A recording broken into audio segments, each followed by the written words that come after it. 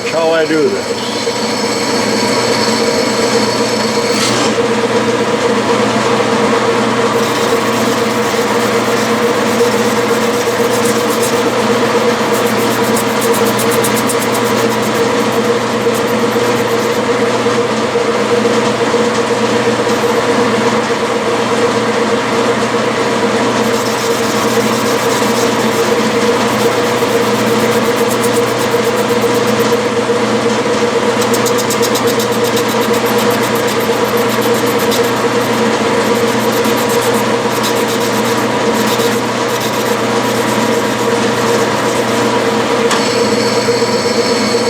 Stop and measure.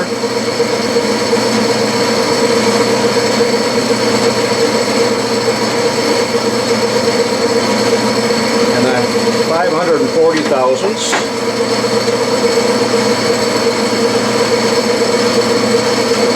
I'm feeding in.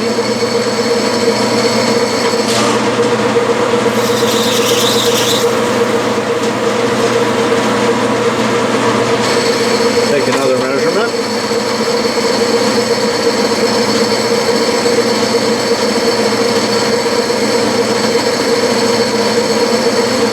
About 503.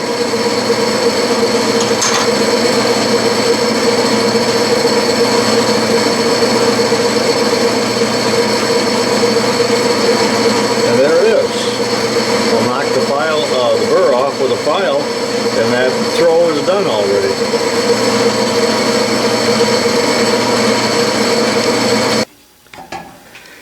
And now I'm ready to cut off, to part it off, and I'm held directly in the chuck again. And here we go.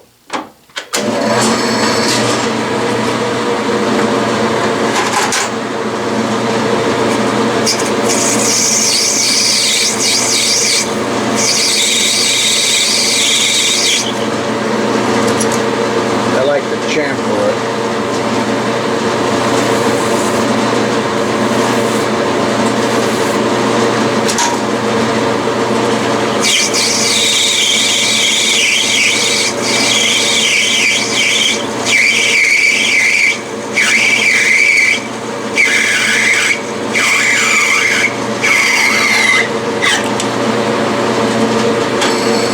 That brass cuts real nice. That is very free machining brass. This is the tool that I used to cut the throw, just like a facing tool with a very sharp point. And I did the cut off with this little beauty. If you look at this eccentric that I just made, you'll see it's a lot thicker than what I normally use. This would be the normal thickness. And there is a set screw in this one. Now I'm not going to put a set screw in this, and you'll see why later, and you'll see why I made it thicker later on, because for the time being I'm going to get the engine running using this eccentric that I already had in stock. I'm going to lay this one aside because in fact if I get that far in this project, this is going to be what allows me for rapid reversing of the engine, or in other words, this is going to be my reversing gear. So I'll set that aside, and at this point now, ready to do a little sub-assembly here. And I've already found a, I think this is it, what we call a Fender Washer. Well, I've got another one without that other little hole in there, but that's going to go on first, like that. Then the eccentric strap, and this still needs a good cleaning up, but that can wait. This will go on like that.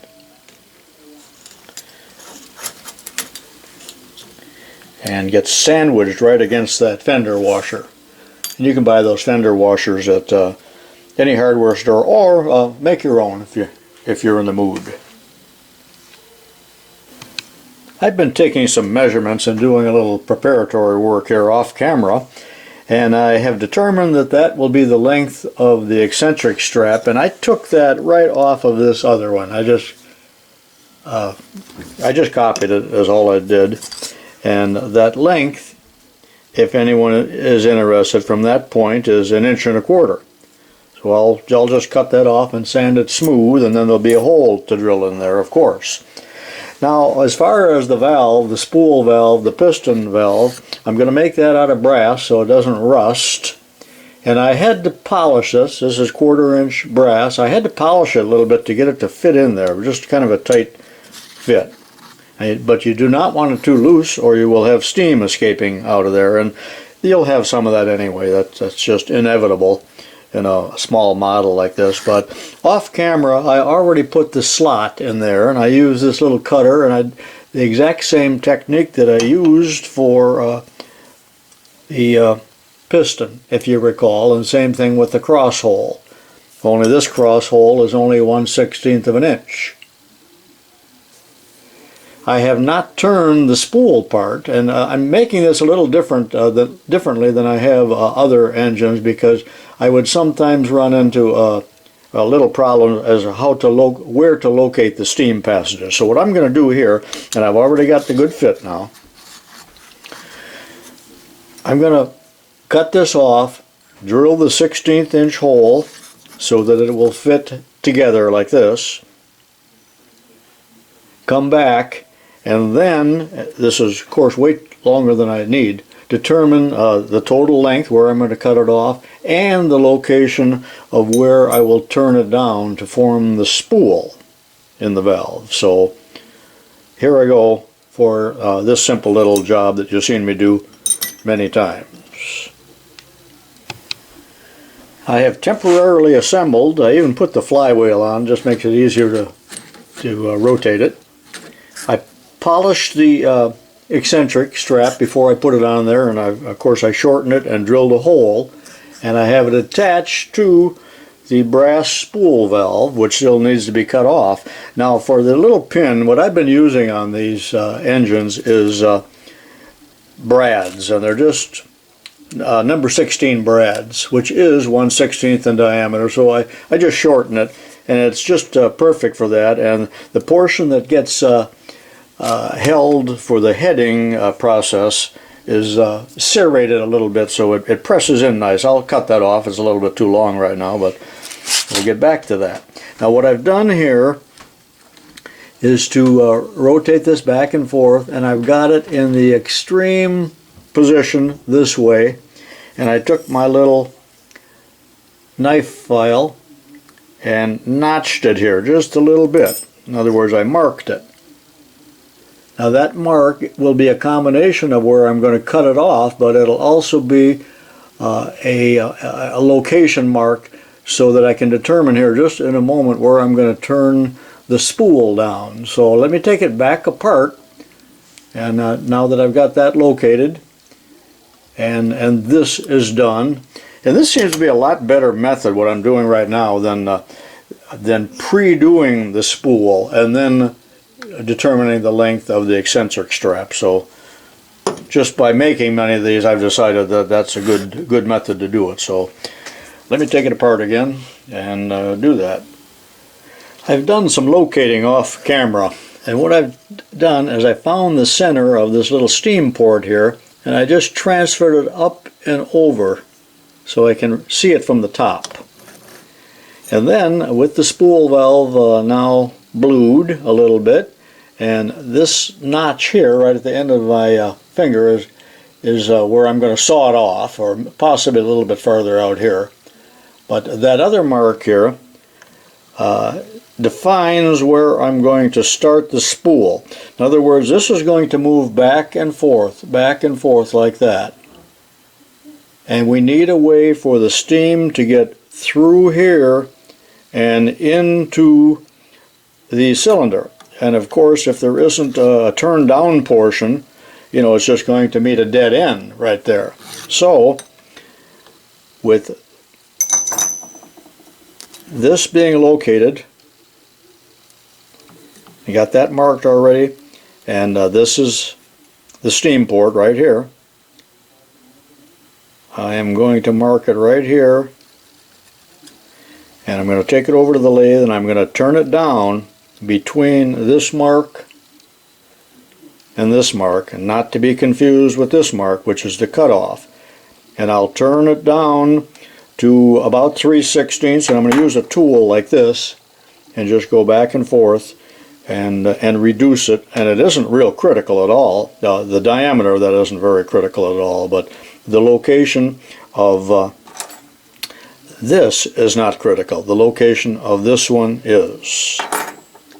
And I'd rather err on the side of where I have to take a little bit more off, disassemble it and take a little bit more off, than to ruin it and then have to start over with this piece. Although it's not that complicated of a piece, other than the slot, which you have to make a special setup for. So I will set this up in the lathe now. Over in the Atlas lathe now, I've got the spool valve all set up, and notice that I have a small oil light bushing held here in the 3-jaw chuck, something like this, just to support it, because I've got quite a bit hanging out. And I didn't want to use a center because I got a slot there. I have no center hole. And here's that round nose bit, and I got it held in an Loris type holder here. I'm just going to turn it down between those two marks. I'll do that off camera, and I'll take it down again to about 0.187. I've done a little assembly work here. I've got the head back on and the piston installed. And I've just turned this down, and this is what I mean by a spool. It's going to be cut off here presently, but this little portion here looks something like a spool, like a woman would use for thread on her sewing machine. So that's where they get the term spool valve, but sometimes also called a piston valve. And this has been turned down to 3/16 right here. So let me go ahead and cut this off, and then we're going to assemble it for preliminary trial.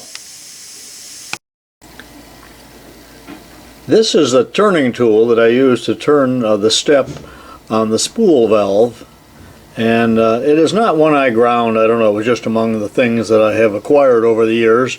It's funny how you can recognize your own tools, much as you can recognize your own handwriting, but out of the South Bend book, here's what they call a round nose turning tool, and that's just perfect, and they even show it being used here in a similar manner to what I did for the spool valve. So that's how you could grind your tool. I start to get a little excited as I get near the finishing point where I can start and run the engine. Get that cut off to that original mark that I showed you quite a while ago. But now putting this in, and a drop of Earl here couldn't hurt. Boy, that came out fast. Like that. And if I can get this assembled with my little brad. Oh, it went right in. Now I've already preset the eccentric, because I just have a feel for where that eccentric should be in regards to top dead center. And I'm going to try to run this in a minute. I haven't run it yet. But looking at it from this end now, watch the valve go back and forth. And when I'm all the way back, as far as it'll go, toward the rear of the engine, notice that you can see the steam port. And that's the exhaust cycle. That's when the air or steam is escaping from the cylinder, when that backs out, and the excess steam or air comes out the end here. And when it's in, let me see, and I've got it set so it's going to run clockwise. It's going to run clockwise. So as it approaches top dead center, the steam port gets closed, shut off, And the spool portion that we talked about, that I just turned down, becomes available for the steam or air to go in here and into the cylinder. So do you understand what I'm talking about as far as the cycle is concerned? Now I've brought my air line over, and it's just vinyl tubing, 3/16. So the reason I made this 3/16 is because I have a 3/16 hose on my actual boiler, and later on in this video series I will run this on steam. But let's just put that on, and I've got it set at 3, 4, 5 pounds. I'll look at it after we run it. Now these always have to be turned to start them, and I'm going to turn the air on right now at the regulator. You see it move a little bit, and let's see if it runs. And it does. Like I said, they always run. That is, I'm slowing it down. That's 3 pounds of pressure. 3 pounds.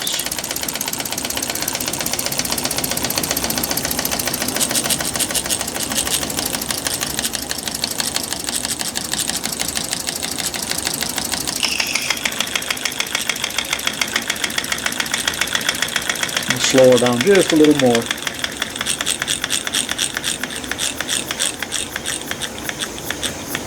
That's just 1 or 2 pounds.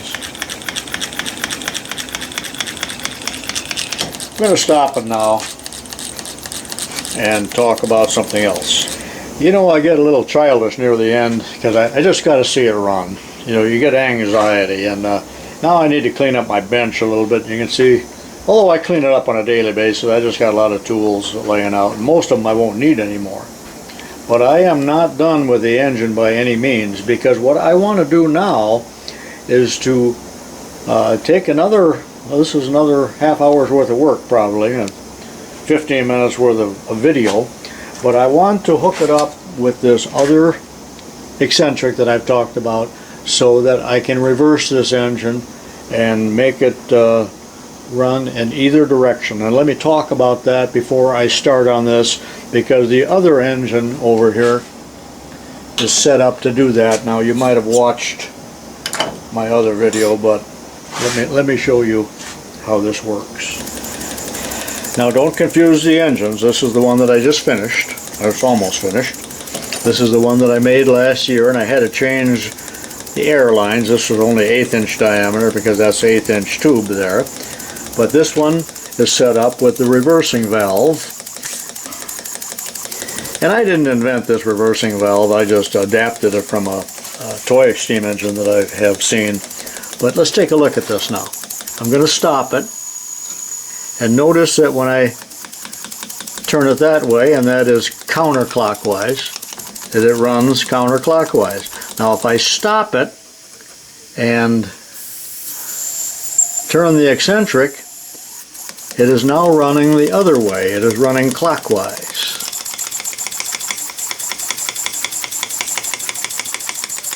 By the way, that is where the air is escaping. That's the exhaust.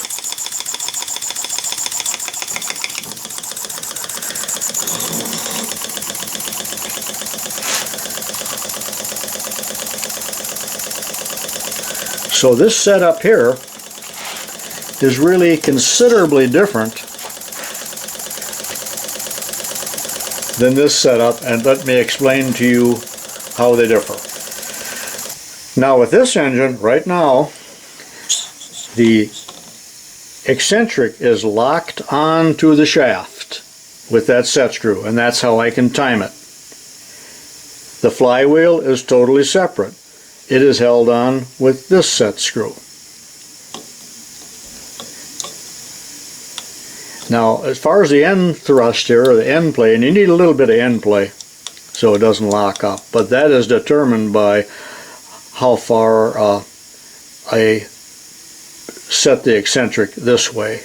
So you don't want to pinch it. You got to have a little bit of play there, as you would in any engine. It differs from this one in that there is no set screw on this eccentric. Now there's a set screw hole there, but there's no set screw in there. notice that I'm able to move the eccentric back and forth, and the shaft itself is not turning right now. This eccentric is driven by a little pin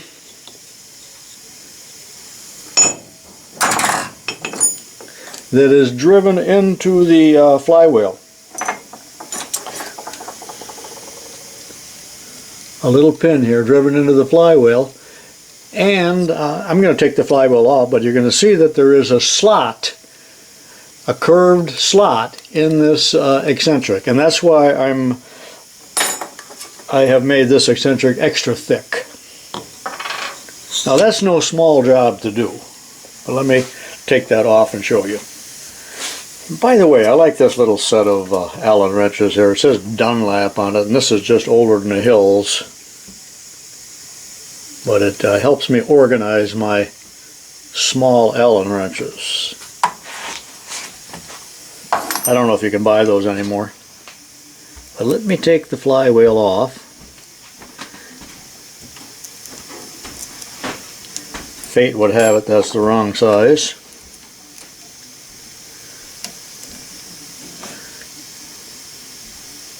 Loosen that up. Pull this off. Can you see that little pin?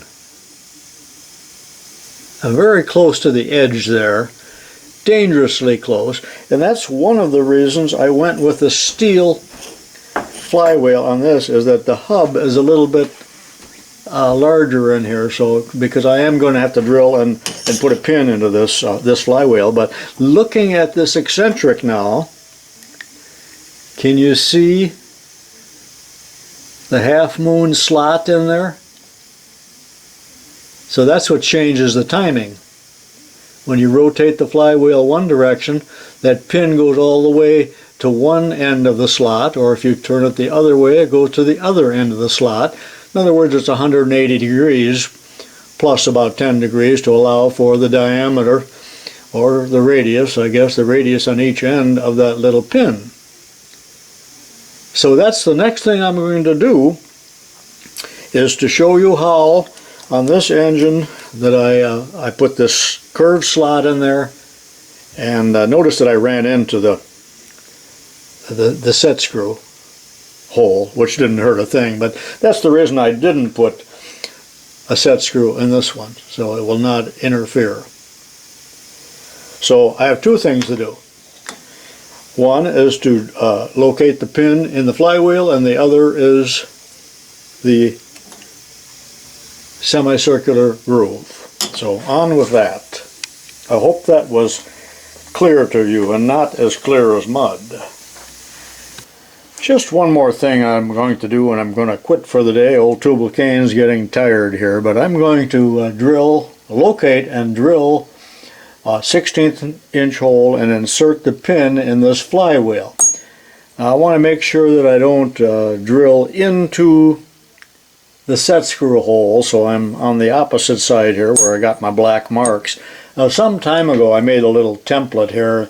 That's just a washer with a 3/16 hole in the center, and the other little hole, the 16th inch hole, is 200 thousandths from the center, and that was accurately located. And what I'll do now is to just take a 3/16 drill, or it could be anything that's 3/16, and locate it here. Again, I'm watching where the set screw hole is so I don't run into that. And I'm going to take it over to the drill press. First of all, I'm going to mark it carefully, center punch it, and take it over to the drill press and drill it 1/16 of an inch. And I'm going to go all the way through. You see that? All the way through. If I ever want to remove the pin, I can. It's avoid blind holes, because they will always come back and haunt you. I changed a dimension to 5/64, so I drilled that hole. It goes all the way through. And since 5/64 stock is hard to come by, I had to cut a drill bit off. Got a little Loctite on. In it goes. I'll cut it off the length at a later time. You notice I like to cut things off later on. Just works for me. And with that done, I'm going to call it a day and get a fresh start in the morning when my mind is clear to do the hard part. So long for this afternoon.